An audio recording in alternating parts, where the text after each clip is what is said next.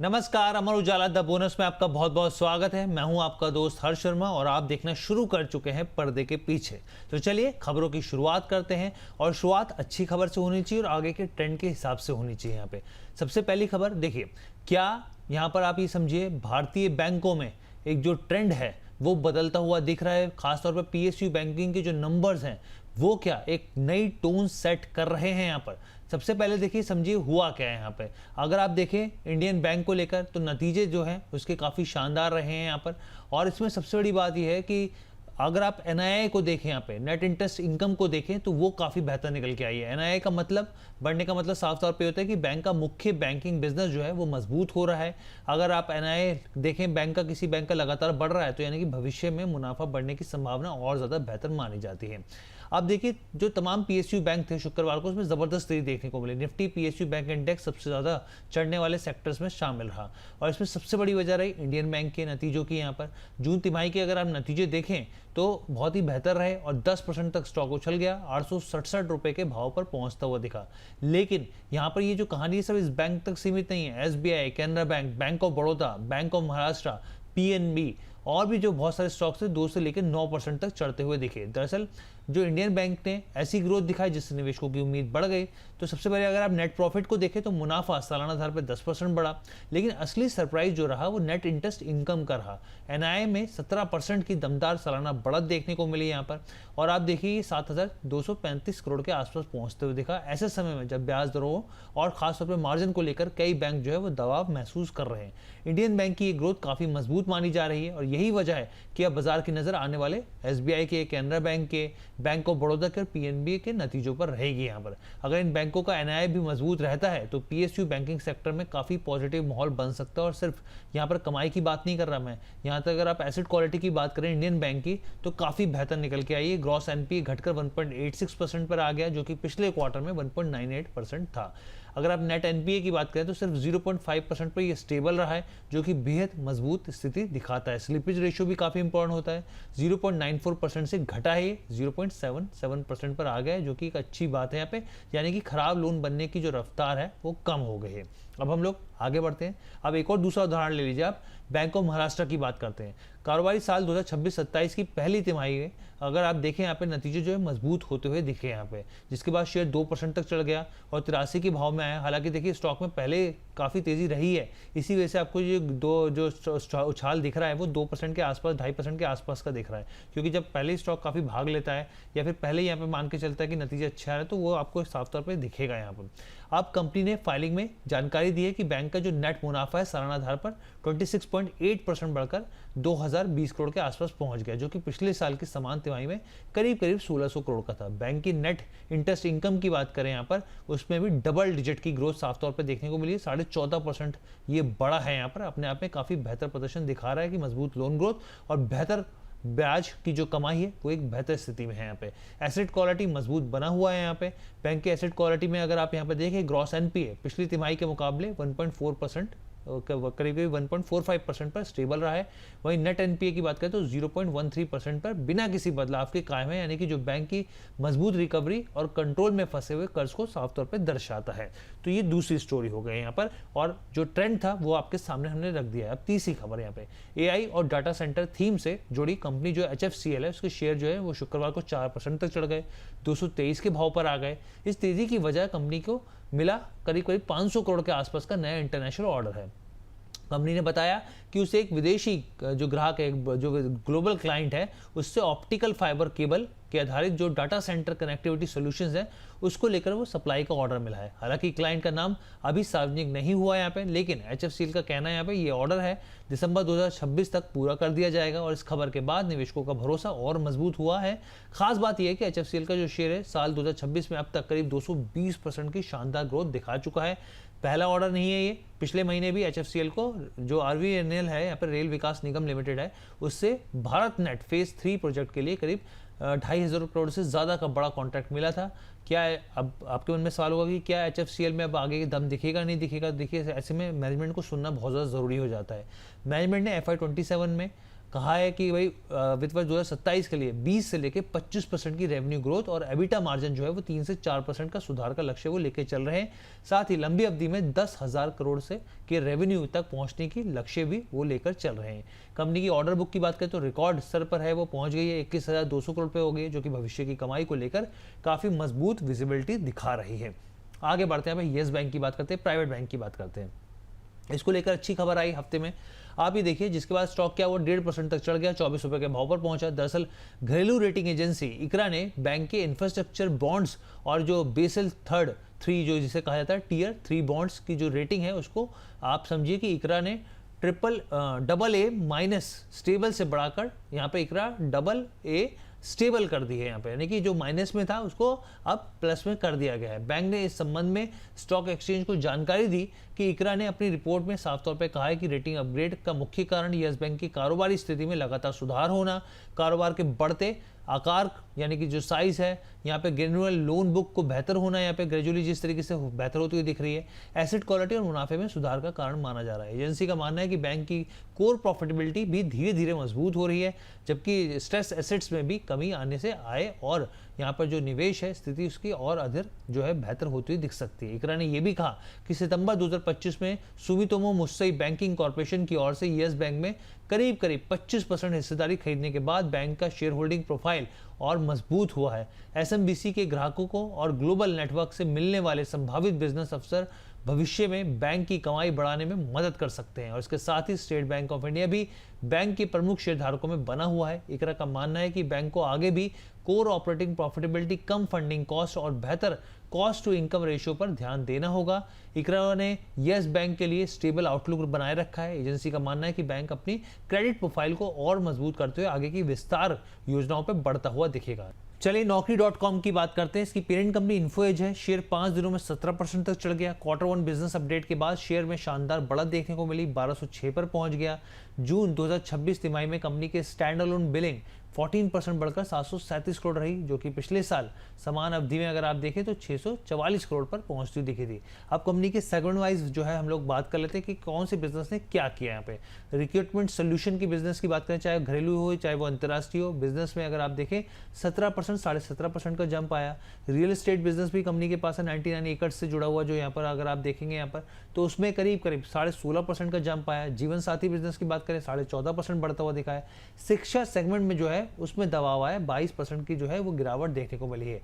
Company ने साफ तौर पे बताया कि कोडिंग निंजाज में बची हुई 45% की हिस्सेदारी वो खरीदने जा रही है। कंपनी ने करीब 74,741 शेयर जो है वो खरीदेगी। बाइंग वैल्यू जो है 5,340 रुपये प्रति शेयर की होती हुई दिखेगी। कुल सौदों का साइज जो है करीब यहाँ पे 39 करोड़ रहेगा। और इस अधिग्रहण को पूरा होने के बाद इन्फोएज को कोडिंग निंजाज में 100% हिस्सेदारी यहाँ पर होती हुई दिखेगी। कोडिंग निंजाज कंपनी जो है वो पूरी तरीके से सहायक कंपनी बन जाएगी यहाँ पे कंपनी की। निवेशकों के लिए अब क्या संकेत है, यहाँ पे मजबूत Q1 बिजनेस ग्रोथ है, भर्ती कारोबार में लगातार तेजी हो रही है। कोडिंग निंजा का पूरा नियंत्रण जो है वो कंपनी हासिल कर लेगी, जो आगे के हिसाब से स्थितियां जो है वो बेहतर होती दिख सकती हैं, जो कि मार्केट एक्सपर्ट्स कह रहे हैं। अब ट्रेंड की बात करते हैं। ट्रेंड की पहली तिमाही के जो बिजनेस अपडेट आए उसके बाद स्टॉक क्रैश हो गया। आप देखिए 13% तक टूट गया, 2,910 रुपये के भाव पर आ गया। ऐसा क्या हुआ भाई स्टॉक में? इसके आने वाले जो रिजल्ट्स हैं उसके आधार पर भी इस चीज़ों को समझना चाहिए। सिटी की एक जो रिपोर्ट आई उसमें साफ तौर पर रेवेन्यू पर स्क्वायर फुट को लेकर सवाल उठाए गए। उन्होंने कहा कि तिमाही के दौरान ये जो आंकड़ा है वो 12.5% तक घटता हुआ दिखा, जिससे संकेत साफ तौर पर यही मिलता है कि कंपनी के स्टोर्स पहले की तुलना में प्रति वर्ग फुट कम बिक्री कर रहे हैं। आसान शब्दों में अगर आपको मैं समझाऊं तो जो स्टोर की संख्या है वो बढ़ रही है, लेकिन हर स्टोर से होने वाली जो कमाई का प्रदर्शन है वो कमजोर हो रहा है। स्टोर प्रोडक्टिविटी भी दबाव में है। यहाँ पे नए और पुराने दोनों स्टोर से उम्मीद के मुताबिक बिक्री नहीं हो रही है। इसके अलावा फैशन और रिटेल सेक्टर में बढ़ती कंपटीशन भी ट्रेंड के लिए चुनौती बन रही है। सिटी के आप देखें कैनिबलाइजेशन जो ये शब्द है इसको आप ध्यान दीजिएगा, उसमें जोखिम का जिक्र बना हुआ है। जब कोई कंपनी किसी इलाके में कई नए स्टोर खोल देती है तो जो यहाँ पर कई बार ऐसा होता है कि नए ग्राहक जो होते हैं जुड़ने के बजाय पुराने स्टोर्स की बिक्री ही यहाँ पर जो स्टोर्स में होते हैं आपस में बढ़ जाती है। यहाँ पे जो होता है यानी कि एक अगर आपने ज़्यादा खोल दिया तो वो आपस में बढ़ती हुई दिखती है यहाँ पे, लेकिन प्रति स्टोर की जो बिक्री है और मुनाफे पर जो है वो दबाव आ जाता है। तो यही तमाम चीज़ें होती है। अब ब्रोकरेज ने क्या कहा है, बिकवाली कीजिए आप यहाँ पर और 2,733 रुपये के टारगेट्स तय कर दिए। डॉक्टर रेड्डी की भी बात करनी बहुत ज़रूरी है। इस हफ्ते बड़ा झटका लगा, 5 दिनों में शेयर जो है 10% तक टूट गया, 1247 रुपये पे आ गया। अब सवाल है भाई क्यों ऐसी गिरावट आई? क्योंकि देखिए सेमाग्लूकाइड जो दवा है उसकी कमर्शियल सप्लाई जो है फिलहाल टाल दी गई है कंपनी की तरफ से। अब वजह दवा में इस्तेमाल होने वाले अहम कच्चे माल यानी कि जो एपीआई एक्टिव फार्मास्यूटिकल इंग्रेडिएंट्स होते हैं उसकी क्वालिटी से जुड़ी समस्या है। हालांकि कंपनी ने साफ कहा है कि इससे मरीजों की सुरक्षा पर कोई असर नहीं होगा। कंपनी ने यह भी बताया कि दुनिया भर में किए गए रेगुलेटरी आवेदन पहले की तरह ही जारी रहेंगे। साथ ही 100% क्वालिटी जांच और समस्या की असली वजह पता लगाने का काम शुरू हो चुका है। लेकिन बाजार की चिंता दूसरी बातों को लेकर भी है। ब्रोकरेज का अनुमान है कि वित्त वर्ष 2027 में सिर्फ सेमाग्लूकाइड से कंपनी की 120 करोड़ से लेकर 180 करोड़ तक की बिक्री जो है वो प्रभावित हो सकती है। लेकिन अब यहाँ पे सेमाग्लूकाइड दवा है उसकी कमर्शियल सप्लाई टालना सबसे बड़ा झटके के तौर पर देखा जा रहा है। अब सप्लाई में देरी से ग्रोथ प्लान जो है वो असर पर पड़ सकता है वहाँ पे, और इसी वजह से निवेशकों को जो लगा शेयर में दबाव आया और उन्होंने बिकवाली करी यहाँ पे। अब ज्वेलरी सेक्टर की प्रमुख कंपनी कल्याण ज्वेलर की बात कर लेते हैं और क्या स्टॉक भागा है यहाँ पर। आप ये समझिए 22% जो है तेजी देखने को मिली है 5 दिनों में, 772 रुपये तक पहुँचता हुआ दिखा है। हालांकि खास बात ये रही है कि जून तिमाही में कंपनी के उन्होंने जो प्रदर्शन किया उसके अच्छे प्रदर्शन के बावजूद जो है स्टॉक में दबाव रहा। हालांकि कल्याण ज्वेलर के बेहतर रेवेन्यू ग्रोथ ने बाजार का ध्यान अपनी ओर खींचा है। कंपनी का कारोबार लगातार बढ़ रहा है। ज्वेलरी बाजार में इसकी मजबूत मौजूदगी जो है वो लगातार बनी हुई है। तेजी की वजह समझने की कोशिश करें तो देखिए ब्रोकरेज की रिपोर्ट आई और उसको लेकर काफ़ी पॉजिटिव जो सेंटिमेंट्स होते हुए दिखे। यहाँ पे ज्वेलरी सेक्टर का मजबूत नाम बताया गया जेपी मॉर्गन के जरिए। उन्होंने कहा कि यहाँ पे ग्राहक जो है वो कंपनी में दिलचस्पी ले रहे हैं। बड़े ब्रांडेड ज्वेलर्स की तरह जहाँ पे जो है एक फ़ायदा होता हुआ दिख रहा है। यहाँ पे ब्रोकरेज का मानना है कि अब लोग नया सोना खरीदने के बजाय पुराने सोने को एक्सचेंज या फिर रिसाइकलिंग कर ज़्यादा खरीदारी कर रहे हैं। गोल्ड एक्सचेंज स्कीम को अच्छा रिस्पॉन्स मिल रहा है। जेपी मॉर्गन का कहना है कि अप्रैल जून तिमाही में यहाँ पर ज्वेलरी सेक्टर की मांग जो है वो मजबूत रहेगी और यहाँ पे आगे वाले दिनों में भी एक बेहतर स्थिति दिख सकती है। एक्सचेंज और खासतौर पे कैशबैक जैसी स्कीमें जो है वो ग्राहकों को आकर्षित दुकान की तरफ, स्टोर्स की तरफ कर रही हैं। डिफेंस और एरोस्पेस सेक्टर की कंपनी अपोलो माइक्रोसिस्टम की बात करनी बहुत जरूरी है। यहाँ पे एक बड़ा अधिग्रहण हुआ, एक्विजिशन का ऐलान होता हुआ दिखा। कंपनी प्रीमियर एक्सप्लोजिव में 41.33% इक्विटी हिस्सेदारी करीब 1500 करोड़ के आसपास की रुपए में ये जो है खरीदती हुई दिखी है अपोलो माइक्रोसिस्टम। इस सौदे का पूरा होने के बाद अपोलो माइक्रोसिस्टम को प्रीमियर एक्सप्लोजिव पर नियंत्रण कंट्रोल मिल जाएगा। हालांकि इस डील की पहले ही जानकारी थी बाजार में। खबर के चलते हमने शेयर में देखा करीब यहाँ पे पहले 3% की तेजी रही, फिर उसके बाद वो घटते करीब 2% के आसपास पहुंचते दिखी।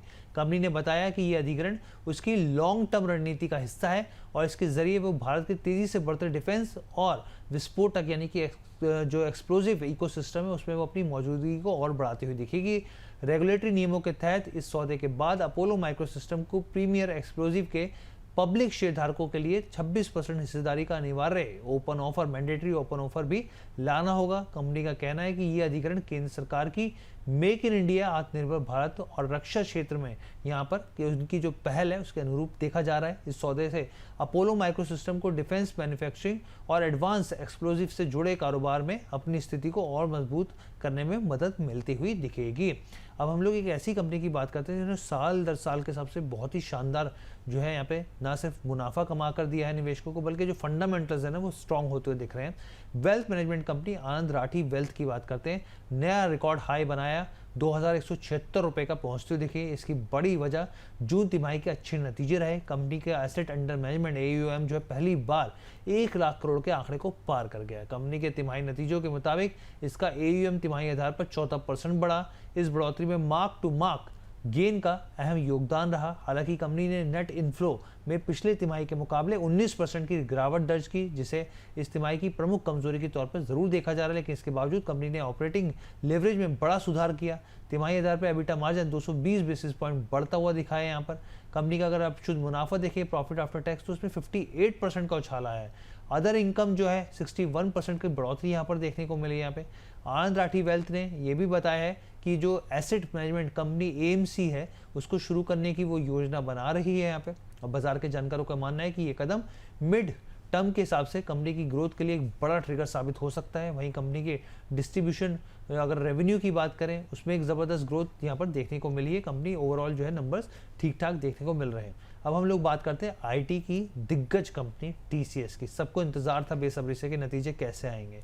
आज हम लोग आपके सामने रखते हैं। यहाँ पे नतीजे पेश हुए, स्टॉक 3% चढ़ा, उसके बाद फिर क्लोजिंग आते आते 1% के आसपास जो है वो आता हुआ दिखा है, यानी कि 2068 के आसपास जो है यहाँ पर आपके सामने स्क्रीन पर भी देखिए 1% के भी नीचे जाता हुआ दिखा है, इस भाव पर आ गया। अब सवाल यह है कि भाई रिजल्ट कैसे रहे और इससे समझना क्या, आपको निकालना क्या है। टीसीएस का जो रेवेन्यू है वो 13% 14% बढ़ा है यहाँ पे। नेट प्रॉफिट 8.5% बढ़ा है यहाँ पर। ऑपरेटिंग मार्जिन्स जो है वो 24% के आसपास रहे, लेकिन अगर आप मार्जिन्स को ढंग से देखें तो 130 बेसिस पॉइंट की गिरावट आई है। यही एक मुख्य जो है वजह दिखती है यहाँ पर गिरावट की। यहाँ पर जो बड़ी वजह है वो है कर्मचारियों की सैलरी की बढ़ोतरी यहाँ पर, और यही एक पेन पॉइंट है यहाँ पे। लेकिन अच्छी बात ये कांस्टेंट करेंसी रेवेन्यू ग्रोथ जो है वो 0.4% रही है, जबकि बाजार को उम्मीद 0.2% की थी यहाँ पर। यानी कि मुश्किल माहौल में भी टीसीएस ने उम्मीद से बेहतर प्रदर्शन किया है। अब हम लोग बात करते हैं सबसे बड़े गेम चेंजर एआई की।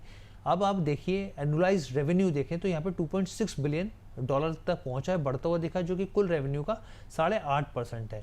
और अगर पिछले कुछ महीनों का ट्रेंड देखें तो ये तस्वीर और दिलचस्प हो जाती है। दिसंबर में एआई रेवेन्यू 1.5 बिलियन डॉलर था, जनवरी में 1.8 बिलियन, अप्रैल में 2.3 बिलियन और अब जुलाई में 2.6 बिलियन डॉलर। यानी कि आप सोचिए एआई बिजनेस में लगातार ग्रोथ हो रही है।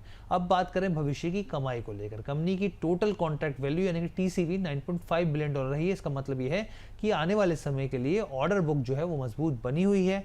और इतना ही नहीं, इस तिमाही में 9,200 नए कर्मचारी जोड़े गए। आमतौर पर कंपनी तभी बड़े स्तर पर हायरिंग करती है जब उन्हें आगे के अच्छे बिजनेस की उम्मीद होती है। कंपनी ने 12 रुपये प्रति शेयर के डिविडेंड का भी ऐलान किया, जो कि निवेशकों के लिए अतिरिक्त रिटर्न तौर पे देखा जाता है यहाँ पे। अब निवेशकों के लिए क्या पॉजिटिव है, अगर आप शॉर्ट टर्म की बात करें तो मार्जिन्स पे साफ तौर पे दबाव है, चिंता है, लेकिन लॉन्ग टर्म के हिसाब से तस्वीर जो है वो अलग दिख रही है। एआई रेवेन्यू लगातार बढ़ रहा है, बड़े कॉन्ट्रैक्ट मिल रहे हैं, ऑर्डर बुक मजबूत हो रही है, हायरिंग जो है वो बढ़ रही है। और अब ये देखना होगा कि क्योंकि बहुत सारे जो यहाँ पर अगर ब्रोकरेज की बात करें तो वो करीब 2400 तक के टारगेट दे रहे हैं। उनका कहना है कि Q2 में स्थितियाँ और बेहतर होती हुई दिखेंगी। वेदांता ऑयल एंड गैस के शेयरों की बात करते हैं, 8% तक चढ़ते हुए देखे इस हफ्ते। कंपनी का शेयर एनएससी पर इंटरडे में करीब अगर आप देखें तो 39 करीब 40 तक पहुंचता हुआ दिखा। ये तेजी ऐसे समय में आई जब दिल्ली हाई कोर्ट ने रवा ऑयल फील्ड से जुड़े मामले में केंद्र सरकार की आपत्तियों को खारिज कर दिया। क्या है पूरा मामला? दिल्ली हाई कोर्ट ने वेदांता और रवा ऑयल के पक्ष में आए 99 मिलियन डॉलर यानी कि करीब 945 करोड़ के विदेशी जो आर्बिट्रल अवार्ड होते हैं यहाँ पर, जो मध्यस्थक के तौर पर इसको मतलब आप समझिए यहाँ पे फैसले को लागू करने का जो रास्ता है वो साफ कर दिया है। अदालत ने केंद्र सरकार की आपत्तियों को स्वीकार नहीं किया, खारिज कर दिया। कोर्ट ने कहा कि ये सभी निर्देश उन्होंने साफ तौर पे दिए कि कंपनियों के जरिए जमा कराई गई बैंक गारंटी जो है वो 8 हफ्ते के अंदर जो है रिलीज हो जाए। यहाँ पे विवाद किस बात पे था? ये विवाद रवा ऑयल फील्ड के प्रोडक्शन शेयरिंग कॉन्ट्रैक्ट से जुड़ा हुआ है, जो कि 1994 में एक समझौता हुआ था। हाई कोर्ट ने कहा कि इस मामले में सरकार की जो आपत्तियों पर सुप्रीम कोर्ट पहले ही 2002 में फैसले को स्पष्ट रुख अपना चुका है, इसलिए उन्हें दोबारा स्वीकार करने का आधार नहीं है। निवेशकों के लिए अब इसके क्या मायने? अदालत के फैसले से कंपनी को करीब 945 करोड़ का आर्बिट्रेशन अवार्ड के अहम रास्ता जो है उसके लिए खुल गया, पैसा मिलता हुआ दिखेगा। इससे जो कानूनी अनिश्चितता है वो खत्म होती हुई दिखेगी और कंपनी अब इस पैसे का किस तरीके से आगे के एक्सपेंशन से इस्तेमाल करती है वो देखना होगा आगे के हिसाब से। अब वेदांता ग्रुप की बात करते हैं, यहाँ पे एक और स्टॉक की बात करते हैं। इसमें डीमर्जर के बाद जो लिस्ट हुआ कंपनी वेदांता एल्यूमिनियम मेटल है, उसको लेकर ब्रोकरेजेस काफ़ी ज़्यादा बुलिश दिख रहे हैं। मोतीलाल ओसवाल की रिपोर्ट आई है, कवरेज है, खरीदारी की सलाह दे रहे हैं। उनका मानना है कि सामान्य स्थिति में शेयर 20% तक चढ़ता हुआ दिख सकता है, जबकि बुल केस में 50% तक चढ़ता हुआ दिख सकता है। देखिए, और अभी 444 के भाव पर ट्रेड करता हुआ साफ तौर पर दिख रहा है। यहाँ पे अगर आप यहाँ पे देखें तो शेयर 540 के टारगेट दिए जा रहे हैं यहाँ पे। अगर आप 20% के हिसाब से देखें और अगर आप 50% के हिसाब से देखेंगे 680 तक ये शेयर जा सकता है। 444 से सीधा 680 तक के टारगेट्स उनको दिख रहे हैं, जो कि 51% 50% के अपसाइड साफ तौर पर दिख रहे हैं। अब क्यों दिख रहे हैं, ऐसा क्यों लग रहा है उनको? ऐसा तो देखिए, डीमर्जर के बाद इस कंपनी को लेकर यहाँ पर ये साफ तौर पर दिखता है कि भारत की सबसे बड़ी प्योर प्ले यहाँ पे एल्यूमिनियम कंपनी बन गई है। चीन को छोड़कर ये दुनिया की तीसरी सबसे बड़ी एल्यूमिनियम उत्पादक कंपनी। मोतीलाल ओसवाल का अनुमान है कि कंपनी का एबिटा कामकाजी मुनाफा FY26 से FY28 तक जो है अगर आप देखें तो 18% तक कैगर के हिसाब से बढ़ सकता है। ब्रोकरेज के बुल केस के मुताबिक अगर आप यहाँ पे देखें एल्यूमिनियम की कीमत देखें तो वित्त 2027 से 2029 तक के दौरान $3000 प्रति टन के आसपास बनी रह सकती है। कैप्टिव कोल माइंस और बॉक्साइड इंटीग्रेशन की बात करें यहाँ पे, तो समय से पहले पूरा होने पर FY28 तक यहाँ पे हॉट मेटल उत्पादन की लागत भी घटती हुई दिख सकती है। यानी कि आप ये समझिए कंपनी की कॉस्टिंग कम हो रही है लगातार, और लगातार अगर कंपनी की लागत कम होगी तो जाहिर सी बात है यहाँ पे कंपनी को फायदा मिलेगा ही मिलेगा। और अगर कुल एबिटा देखें तो 31% CAGR की दर से बढ़कर FY28 तक ये 43,000 करोड़ तक पहुंचता हुआ दिख सकता है। और बैलेंस शीट की बात करें यहाँ पे तो लगभग डेट फ्री होने की संभावना भी इसको पूरी दिख रही है। अब हम लोग आगे बढ़ते हैं यहाँ पे शेयर बाजार में। इलेक्ट्रॉनिक्स मैन्युफैक्चरिंग सर्विसेज यानी कि EMS सेक्टर के शेयरों में जोरदार खरीदारी देखने को मिली इस हफ्ते, और इसकी बड़ी वजह रही तिमाही, ना सिर्फ तिमाही के नतीजे रहे, ना यहाँ पर कोई बड़ी कोई डील रही, बल्कि सरकार की तरफ से एक ऐसा फैसला लिया गया जिससे कंपनियों के खर्च कम होते हुए दिखेंगे। सरकार ने मोबाइल फ़ोन, डिस्प्ले, सोलर उपकरण बनाने वाली कंपनियों को एक बड़ी राहत दी है, और जैसे ही बाजार में खबर आई तो फिर शेयरों में ज़बरदस्त खरीदारी का मूड माहौल देखने को मिला। आखिर सरकार ने क्या फैसला लिया? देखिए, वित्त मंत्रालय ने एक नोटिफिकेशन जारी करके जो कच्चा माल है, अहम कच्चे माल जो होते हैं यहाँ पर, या फिर पार्ट्स पर इंपोर्ट ड्यूटी जो है, यानी कि जो आयात शुल्क होता है, उसको खत्म कर दिया। आसान भाषा में समझिए कि कंपनियों को विदेश से आए कुछ ज़रूरी पार्ट्स पर जो उनसे वो मंगाते हैं यहाँ पे विदेश से, उससे पहले जितना टैक्स नहीं देना होगा। इससे उनका खर्च कम होगा, और जब खर्च कम होता है तो मुनाफा बढ़ने की उम्मीद हो जाती है यहाँ पे। वजह है कि निवेशकों की इस खबर जैसी मिली तो उसके बाद यहाँ पे शानदार तेज़ी देखने को मिली है। अगर आपके हाथ में स्मार्टफोन है तो ये फैसला उससे ही जुड़ा हुआ है। यहाँ पे साफ तौर पे सरकार ने वायरलेस चार्जिंग मॉड्यूल बनाने वाले इस्तेमाल होने वाले 6 अहम पार्ट्स पर इंपोर्ट ड्यूटी को ख़त्म कर दिया है। इसका फ़ायदा तमाम कंपनियों को होता हुआ दिखा जो कि मोबाइल फ़ोन या उसके पार्ट्स बनाती हैं। सरकार ने साफ किया कि 31 मार्च 2029 तक ये नियम लागू रहेगा, और अगले साल तक इस पर राहत का फ़ायदा जो है वो मिलता हुआ दिखेगा। EMS स्टॉक जैसे डिक्सन है, केन्स टेक्नोलॉजी है, सिरमा SGS है, एवलॉन टेक्नोलॉजी है, 7 से 8% तक चढ़ते हुए देखे। यहाँ पे सोलर सेक्टर को लेकर भी सरकार ने अहम फैसला लिया। 200 किलोवाट से ज़्यादा की क्षमता वाले सोलर PV इन्वर्टर बनाने वाली कंपनियों के लिए सेल्फ सर्टिफिकेशन की समय सीमा बढ़ाकर 31 दिसंबर कर दी है। तो ये ओवरऑल शो था। उम्मीद करते हैं आपको पसंद आएगा। काफ़ी मेहनत लगती है इस शो को बनाने में। अपने दोस्तों के साथ साझा कीजिए, जानकारों के साथ साझा कीजिए ताकि वो भी फ़ायदा उठा सके। तो फिलहाल के लिए इजाज़त दीजिए। Happy weekend.